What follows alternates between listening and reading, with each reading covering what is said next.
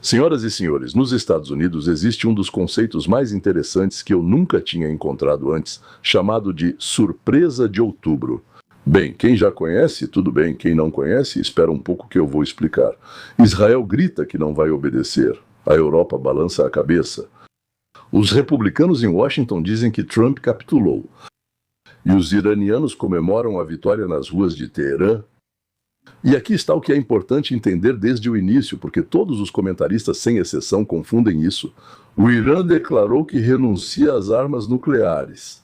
Isso é uma declaração política, mas fisicamente existe urânio enriquecido acumulado no Irã, em centrífugas, em depósitos. O que fazer com isso?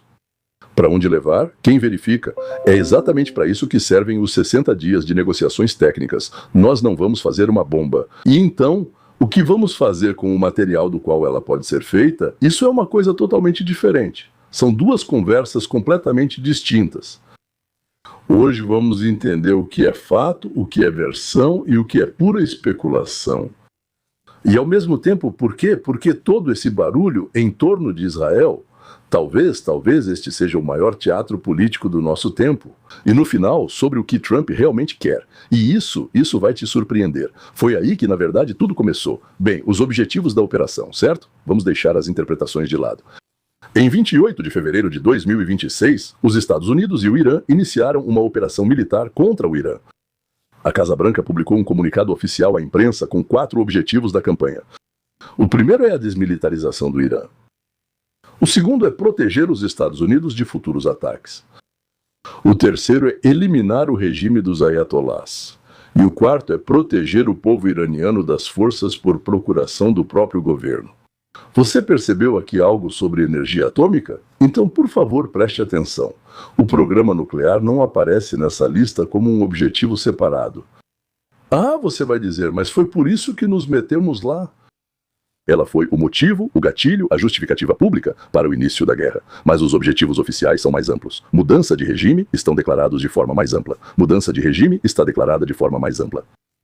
Desmilitarização, reformatação completa do Oriente Médio. Ou seja, algo que faria a liderança iraniana ficar apavorada. Se quiséssemos tirar deles a bomba atômica, os materiais, as centrífugas, eles não ficariam assustados. Aliás, só para vocês entenderem, nenhum desses 4 objetivos oficiais declarados foi alcançado. O regime dos ayatolás continua de pé. O exército iraniano aparentemente não foi desmilitarizado. As forças por procuração permanecem. As instalações nucleares foram danificadas, mas não destruídas. E mesmo assim, em 15 de junho foi anunciado um acordo para assinatura no dia 19 na Suíça.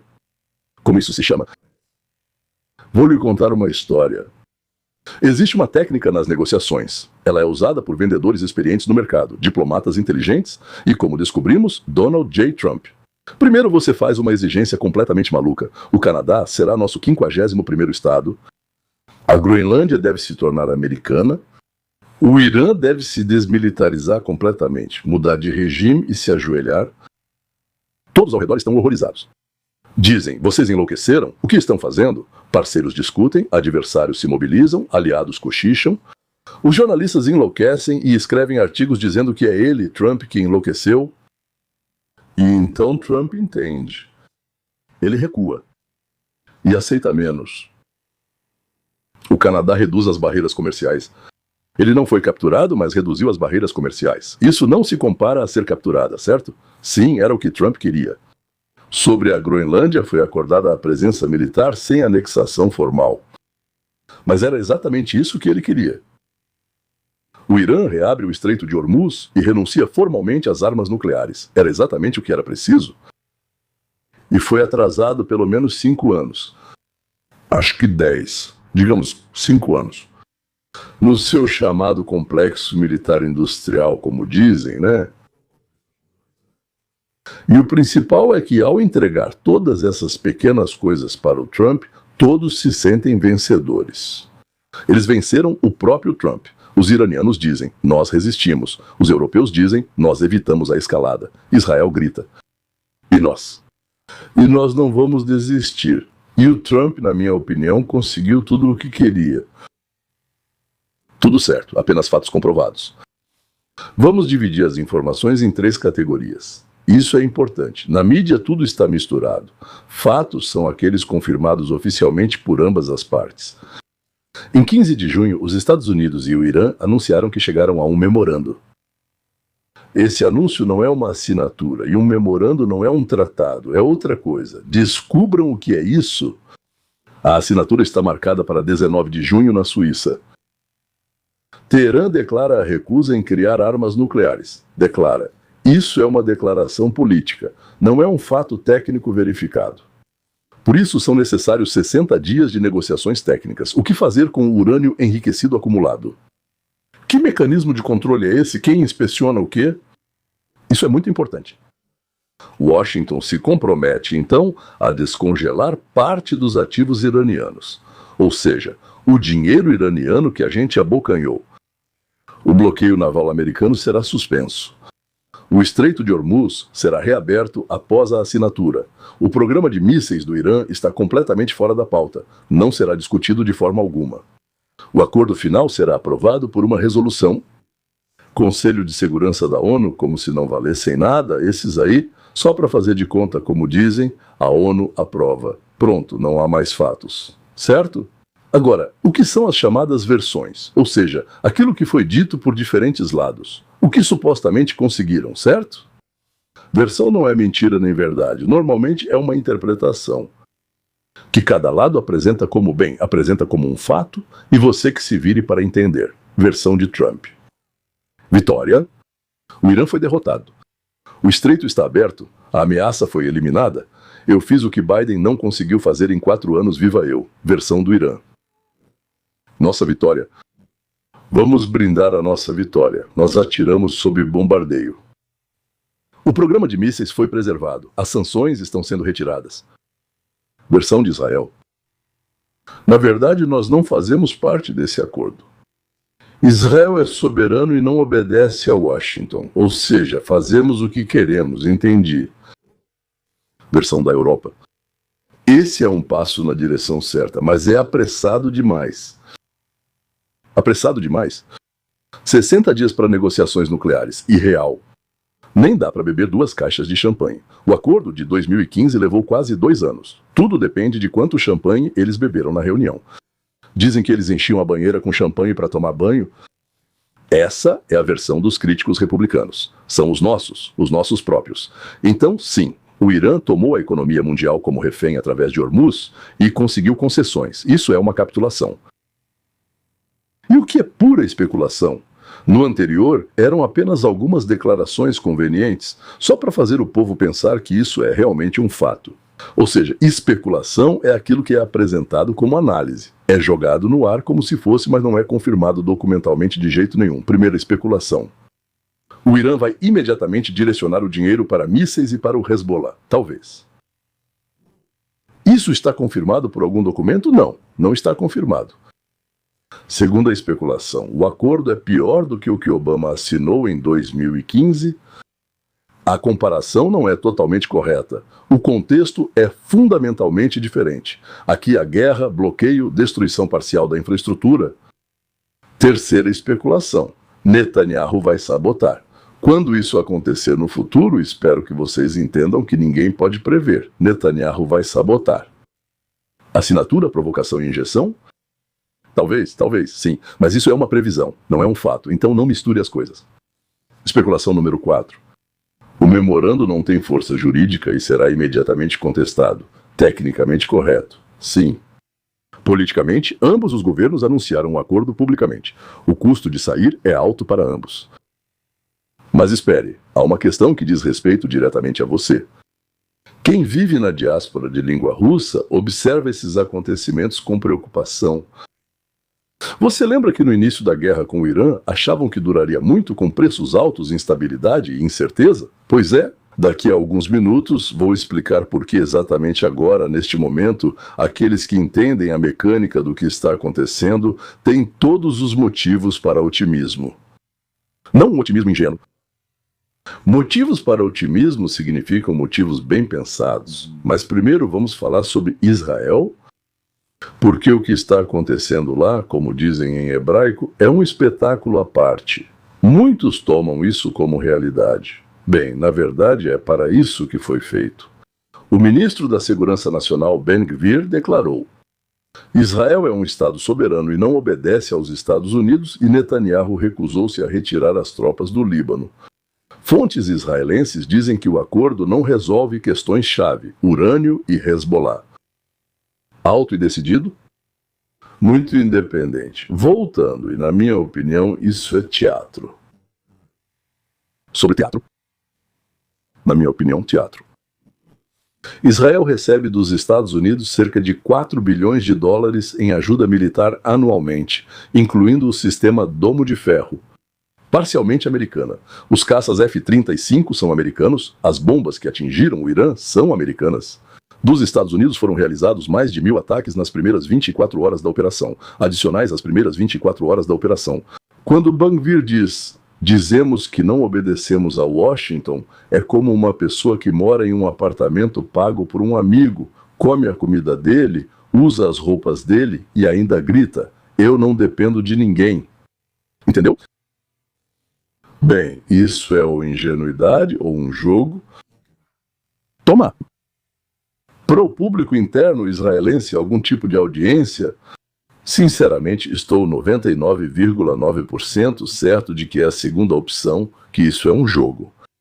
Netanyahu é um político muito experiente. A guerra prolonga sua vida política. Enquanto houver combates, não há julgamento, não há eleições, não há oposição. O julgamento está em andamento, mas não decide nada. Não existe oposição que o derrube. Isso está registrado e analistas israelenses escrevem sobre isso abertamente. A paz não é politicamente vantajosa para ele. Por isso, esse grito de que não vamos cumprir as condições não é estratégia, mas sim tentativa de adiar, complicar e criar novo motivo para a escalada. Mas nem é esse o ponto. A questão é que Israel não pode lutar sem os Estados Unidos. 10 milhões de pessoas, os melhores do mundo sim, os melhores do mundo não conseguem lutar contra 90 milhões de pessoas no Irã.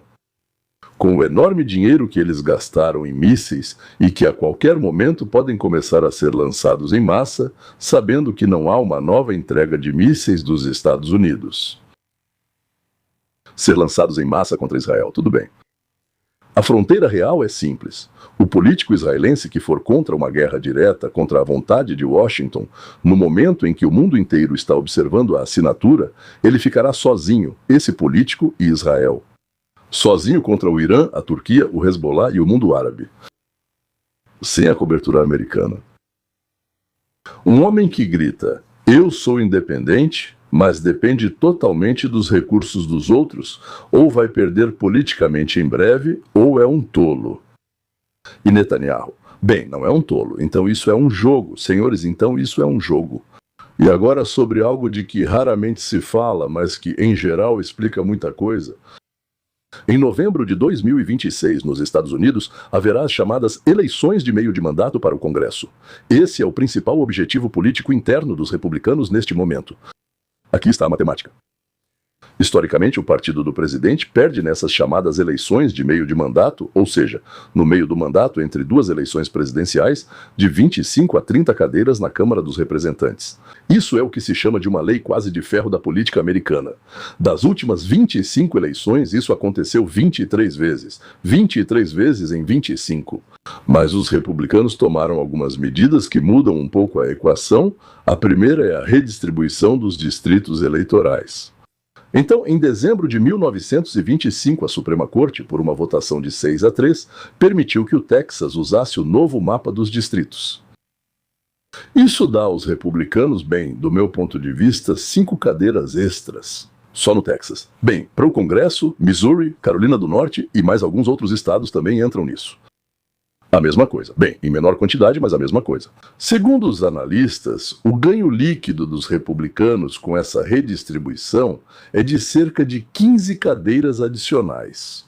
Ou seja, elas eram democratas e vão se tornar republicanas.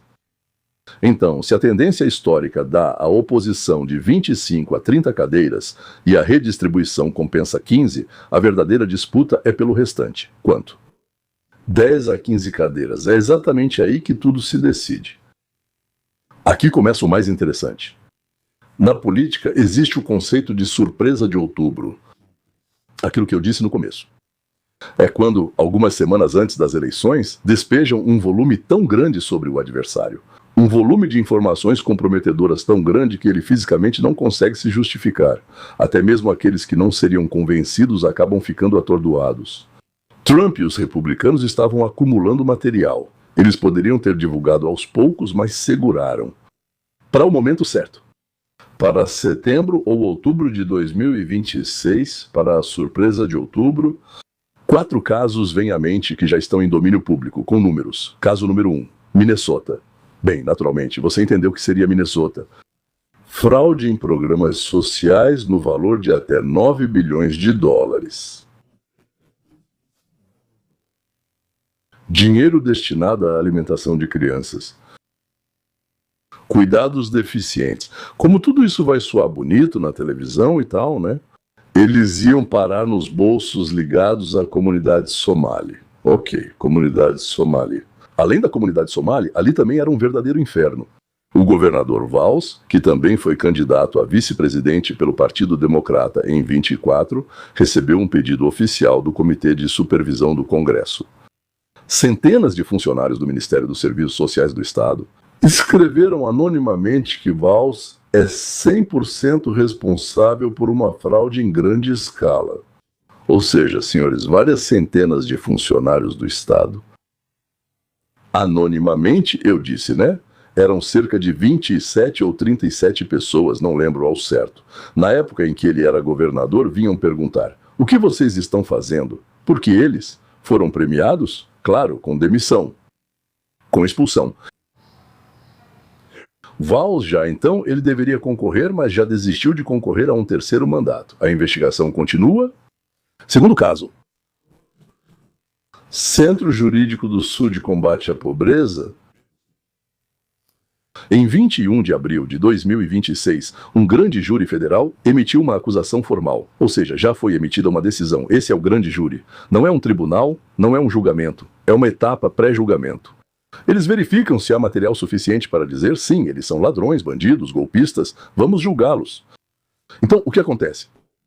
Fraude usando meios eletrônicos, declarações falsas a bancos segurados pelo governo federal, conspiração para lavagem de dinheiro, ou seja, todo o pacote.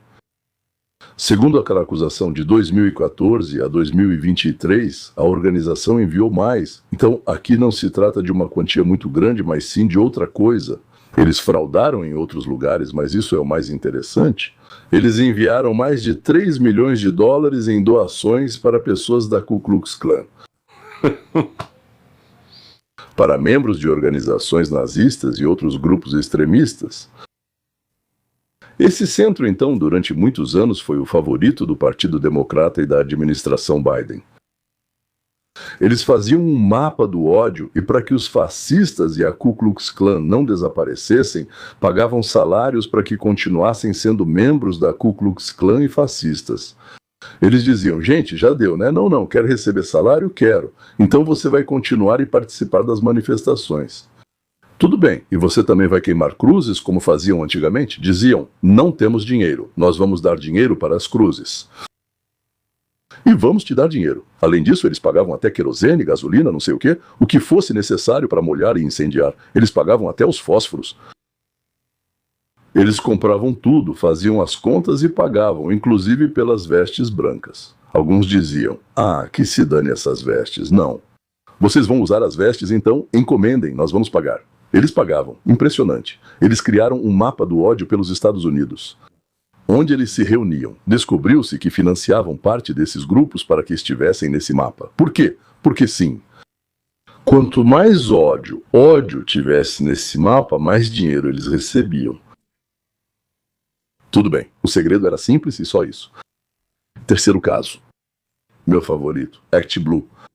É uma organização de arrecadação de fundos do Partido Democrata. Os congressistas republicanos publicaram um relatório preliminar.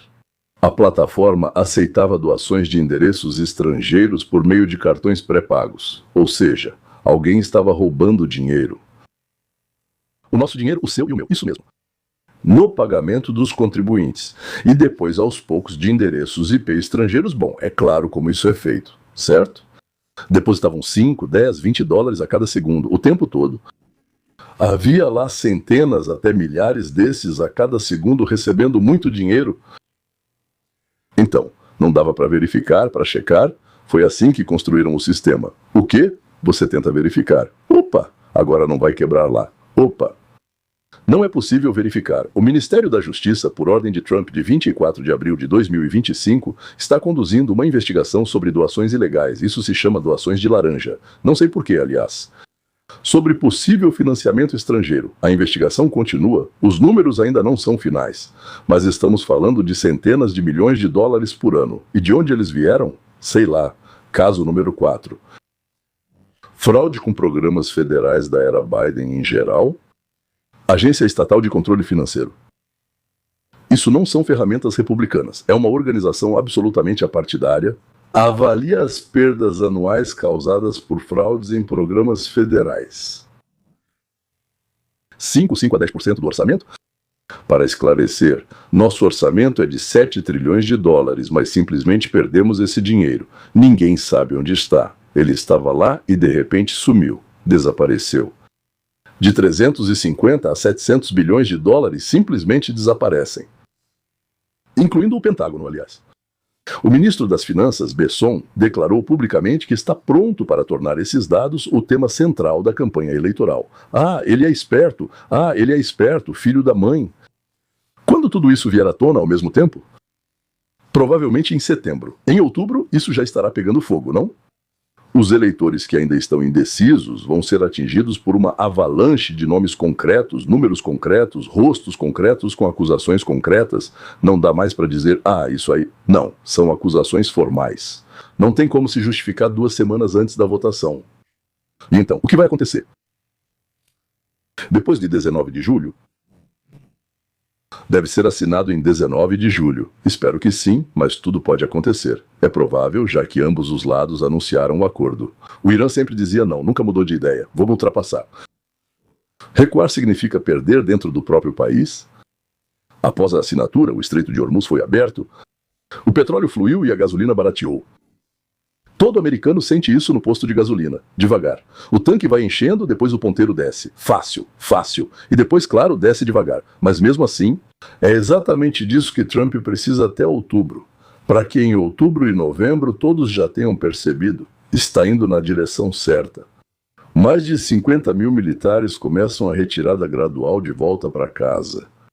Lá eles costumam servir perto das famílias, né? Sempre tem algo acontecendo.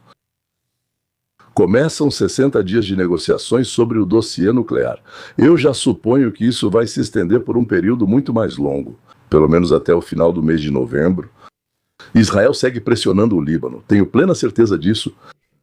Já sem a cobertura aérea americana sobre o Irã, o Hezbollah vai continuar atirando contra Israel o tempo todo. Israel vai responder ao Hezbollah, o Hezbollah vai responder e assim por diante. Quando o Irã intervir, os americanos dirão, não podemos fazer nada, controlem o Hezbollah de vocês, porque eles, de repente, aqui vejam, aqui estão imagens de satélite, eles atiraram. Os israelenses apenas respondem, pois não podem evitar, e assim segue. Esse acordo não resolve o problema iraniano de forma alguma. Este é o começo de um novo período, e esse período, paradoxalmente, é mais vantajoso para o mundo livre do que tudo o que houve antes.